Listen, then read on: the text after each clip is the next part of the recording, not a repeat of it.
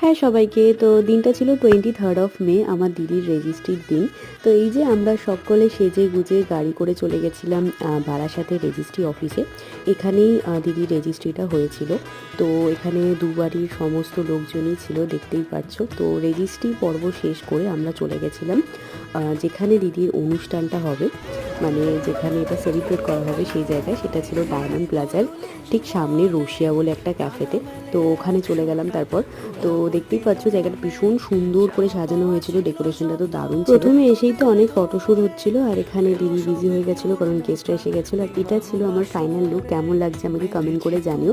আর সেদিনকে তো আমি ভিডিও নিতে ঠিক করে পাচ্ছিলামই না, কারণ এই যে একজন মানুষ ঠিক করে দাঁড়াতে চায় না, আর কখনো কখনো আমি সিঙ্গেল ভিডিও করলে আমাকে মাসুমনি এসে জড়িয়ে ধরে। তো এই হচ্ছিল সেদিন আমার সাথে। আর তারপর সমস্ত বড়রা দ্বিতীয় দাদাকে আশীর্বাদ করছিল।